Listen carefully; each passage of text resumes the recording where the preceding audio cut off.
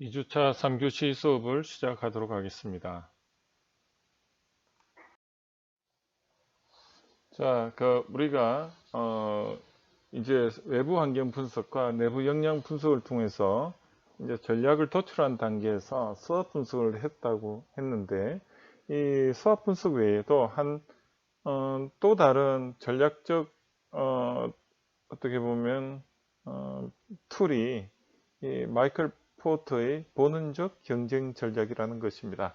이 마이클 포트는 차별화 전략, 원가 우위 전략에서 한정된 기업 자원 하에서 경쟁력을 강하게 해서 원가 집중화 또는 차별화 강화 방안 전략을 또 제시를 한 겁니다. 그래서 우리가 이제 그 본능적 전략이 뭐냐면 말 그대로 제품이 팔리는 전략은 크게 두 가지가 있더라.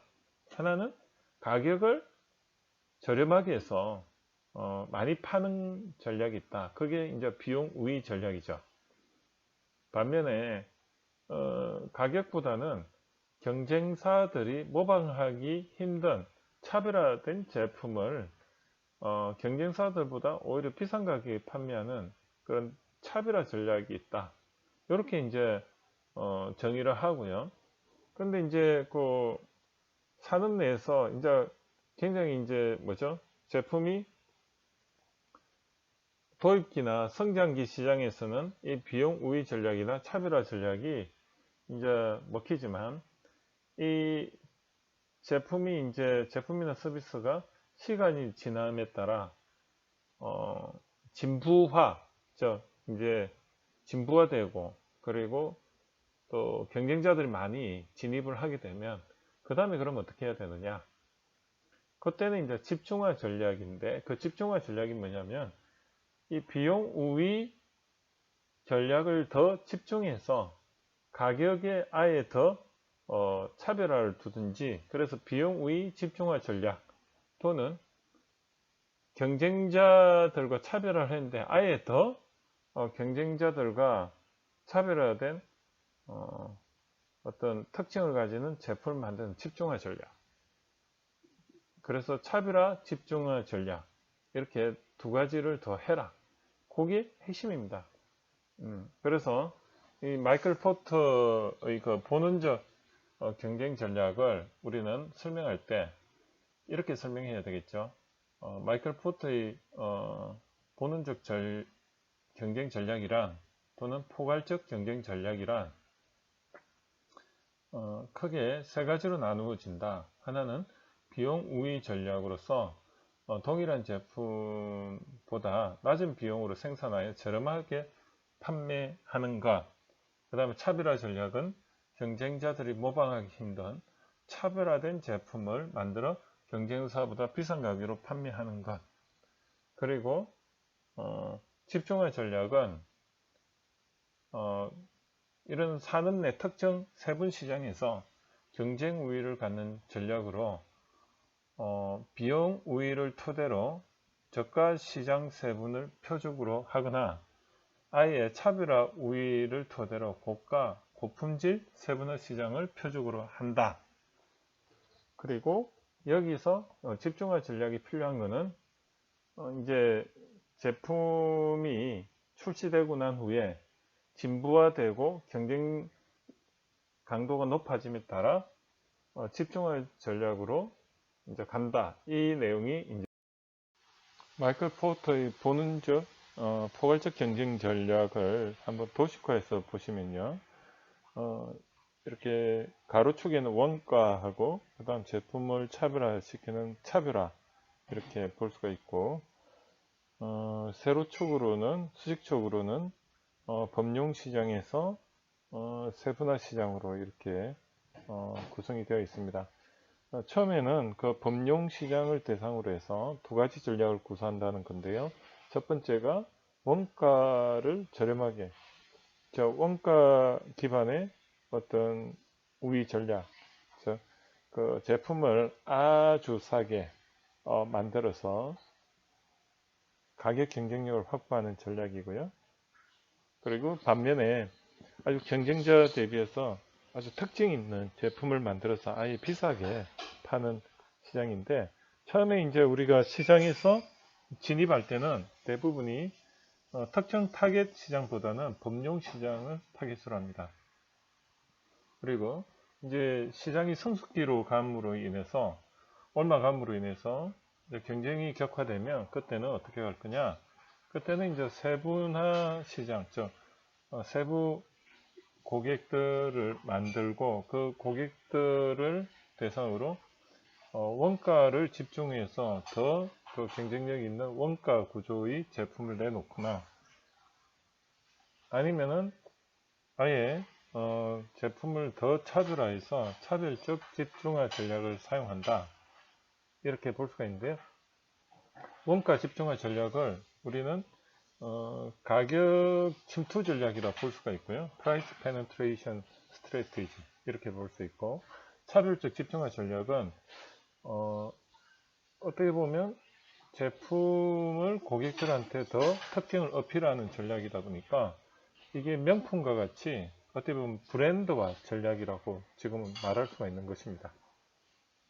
그래서 이 마이클 포터의 본원적 전략은 크게 이 네 가지로 나누어지는데, 초기에는 주로 범용 시장을 대상으로 원가 우위 전략과 차별화 전략을 쓰지만, 시장이 성숙기로 옮아감에 따라 세분화 시장에서는 원가 집중화 전략과 차별적 집중화 전략, 즉 이걸 두 개를 합해서 집중화 전략이라고 이야기를 하는 것입니다.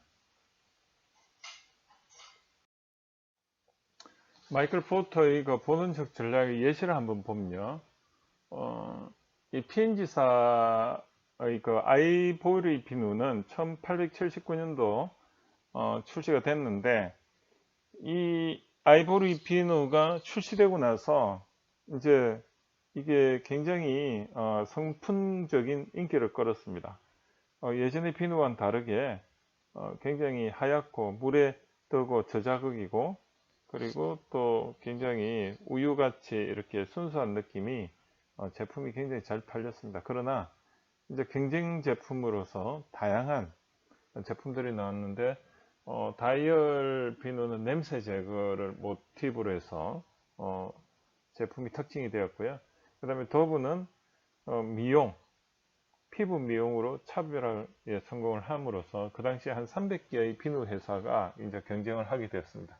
그러다 보니 이 마이클 포터의 이론에 의하면 처음에는 본원적 전략으로서 어떻게 보면 이 제품이 이제 가격으로서 굉장히 저렴하면서도, 그러면서도 이제 제품이 또 특징이 있으니까 차별화도 성공하고 둘 다 성공했었는데, 이제 경쟁업체들이 나옴으로 인해서 가격에서는 다이얼 비누에 밀리고, 그리고 품질에서는 더브 비누에 또 브랜드에서 밀리고 해서 영어로 stuck in the middle, 근데 진퇴양난에 빠진 거죠. 그래서 이 P&G사는 원가 우위 전략으로 가게 됩니다. 그래서 원가 우위 전략으로 해서 좌측에 보시면 비누 하나씩 포장할 거를 여러 개로 해서 묶음으로 포장해서 포장비를 줄이고, 그리고 이것을 또 거품 생산 방식을 이용해서 오히려 재료비는 더 줄이는, 그래서 원가 구조를 혁신시켜서 팔게 되죠. 그리고 이게 공산품이다 보니까 따로 광고를 안 하더라도 많이 팔리는 거죠. 그래서 광고비도 절약하고, 그리고 이 원래 브랜드 인지도는 있다 보니까 이제 이렇게 판촉비도 거의 들지를 않게 합니다. 그래서 결국은 이 P&G사의 아이보리 비누가 다시 이렇게 잘 팔리게 되었는데요. 그 이유가 마이클 포터의 그 본원적 경쟁 전략에 의하면, 처음에는 이 경쟁자가 없을 때는 즉 시장 점유율이 높은 성장기 시장에서는 이제 괜찮았다가, 이게 성숙기 시장에서는 이 원가 우위 전략으로 전환을 했다. 이게 하나의 그 예가 되는 것입니다. 이 안소프의 제품 시장 확장 그리드인데요. 앞서 스왑 분석이라든지 아니면 그 마이클 포터의 그 보는적 전략, 요 두 가지가 있는데, 이제 마지막으로 한 세 가지 전략 중에 마지막인데, 이 안소프의 제품 시장 확장 그리드라고 되어 있는데, 이렇게 보면은 기존 제품하고 신규 제품, 기존 시장, 신규 시장. 그러니까 그 상단에는 제품이라는 거하고 고객 가치죠. 그리고 왼쪽은 뭐죠? 어떻게 보면 아플튜니티로서 새로운 시장과 기존 시장 이렇게 두 개로 나눴습니다. 제품과 시장이라는 관점에서 한번 전략을 도출한 툴이라고 보시면 되고요. 이 기업의 그 상품과 시장의 그 복합적인 네 가지 가설과 방향을 바탕으로 기업 성장 방향과 위험도를 예측하고 비교 분석하여 기업 성장 방향에 대한 의사결정을 하는 데 쓰이는 마케팅 도구다 이렇게 되어 있고요. 여기서 안소프의 그 시장 제품 확장 전략에서 보통 이제 세 가지를 집중적으로 구사를 하게 되는데 이 시장 침투 전략과 제품 개발, 시장 개발 뭐 이 정도고 이 다각화라는 거는 어떻게 보면 이제 또 다른 하나의 그 전략이라고 보시면 되는데 자 한번 보겠습니다. 제품 시장 확장 그리드, 뭐 안소프 5이 이렇게 되어 있는데 기존 시장에서 기존 제품으로 갈 때는 시장 침투 전략이다. 이 시장 침투 전략이 뭐라고 하냐면 마켓 페네트레이션 오른쪽에 보면 이렇게 되어 있는데 한마디로 말해가지고 시장 침투하려면 어떻게 됩니까? 기존 시장에 기존 시장에 기존 제품으로 들어가려고 하면 가격밖에 차별화할 수 있는 게 없습니다. 그래서 프로덕트 프라이스 플레이스 프로모션 중에 뭐 똑같은 제품인데 뭘 차별화 하겠습니까? 결국은 가격으로 시장을 들어가는 거죠. 그래서 시장 침투 전략이라는 것은 이 성숙기 시장에서 PLC 이론에 의하면 성숙기 시장에서 기존 제품으로 승부할 때는 어떻게 보면 가격으로밖에 승부를 못하는 거죠. 그래서 시장 침투 전략이다. 그 다음에 반면에 만약에 기존 제품이 아닌 기존 시장에서 또 한 가지 이제 방향은 신규 제품을 가지고 했을 때입니다. 그 신규 제품을 가지고 기존 시장에 들어갈 때 어떻게 하죠?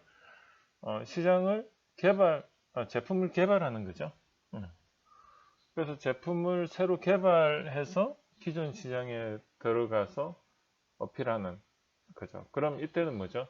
기존 시장의 니치 마켓을 공략하는 것입니다. 그래서 니치 마켓에 대해서 제품을 개발해서 어필을 하거나 또 한 가지는 아예 시장 혁신성이 있는 그런 신규 제품을 만들어서 어떻게 해요? 시장을 뚫는 게 이게 어떻게 보면 이제 새로운 시장을 만드는 건데 이걸 우리는 이제 다각화라고 보통 이야기를 하는데요. 여기 보면 신규 시장의 신규 제품이죠. 그 다음에 기존 제품을 가지고 시장을 개발하는 겁니다. 이건 뭐죠? 그러니까 국내뿐만이 아니고 외국에 나가서 뭐 러시아라든지 아니면 아프리카로 가는 거죠. 그 얘가 초코파이나 BBQ인데 이 초코파이 같은 경우는 러시아에서 굉장히 인기가 좋아서 그 나라의 취향하고 잘 맞아가지고 이 초코파이가 어떻게 보면 뇌물로까지 사용이 되는 즉 화폐로까지도 사용이 된다는 이야기도 있습니다. 그 정도로 이 시장에서 굉장히 인기가 있는데 이 초코파이 같은 경우가 그렇고 또 이 기존 제품을 가지고 용도를 변경해서 신규 시장을 만드는 게 뭘까 있습니까? 우리가 그 베이킹 소다 같은 경우에 우리가 이제 먹는 식품류로도 분류가 되지만 이거를 세정제로도 또 적용을 해서 요즘은 친환경 세제는 다 베이킹 소다를 사용하지 않습니까? 그래서 이 베이킹 소다 회사가 기존 먹는 데에서 탈피해서 세정 시장으로 해서 신규 시장을 만들어내는 거죠. 그리고 이제 아까 말씀드렸듯이 신규 제품을 가지고 신규 시장을 만든다는 것은 한마디로 혁신 시장이죠. 그래서 뭐 예를 들어 가지고 우리가 옛날에 그 피처폰에서 이 스마트폰이 나옴으로 해서 어때요? 새로운 시장이 만들어진 거죠. 이걸 우리는 다각화다 이렇게 이야기를 하는데, 일반적으로 우리가 이제 세 가지 집중적 성장 전략을 보면 기존 제품과 기존 시장에 들어가는 시장 침투 전략, 그 다음에 기존 제품 가지고 새로운 시장을 개척하는 시장 개발 전략, 그 다음에 아예 기존 시장에 새로운 제품을 개발해서 제품 개발 전략, 뭐 요 정도가 어떻게 보면 세 가지 집중 성장 전략이 하나의 일환이 되고, 그 다음에 이 다각화 전략은 아예 이 성장 전략이라보다는 하나의 또 시장을 만들어내는 그런 전략이라고 보시면 됩니다. 그래서 한소프의 제품 시장 확장 그리드, 이것도 하나의 전략 툴이라고 보고, 그래서 크게 수압 분석과 그 다음에 함께 이 안소프의 그 전략, 그 다음에 마이클 포터의 보는적 전략, 요 한 세 가지 정도가 전략 도출 툴이라고 말씀드릴 수가 있습니다. 안소프의 제품 시장 확장 그리드와 수압 분석과의 관계를 한번 보도록 하겠습니다. 그 수압 분석에서 SO 전략에 안소프의 제품 시장 확장 그리드가 적용되어 있음을 알 수가 있습니다. 수압 분석에서 여기 우측에 보면 강점을 활용해서 시장의 그 기회를 살리는 전략에서 한 4가지 전략이 나오는데요. 이 안소프의 이 제품 시장 확장 그리드를 이렇게 대입을 해보면 정확히 일치함을 알 수가 있습니다. 그러므로 이 안소프 제품 시장 확장 그리드와 수압 분석은 이런 관계가 있다는 것을 알고 있으면 앞으로 수압 분석에서 SO 전략을 작성하는데 이 안소프의 제품 시장 확장 그리드를 활용하면 되겠구나, 그렇게 판단을 하시면 되는 것입니다.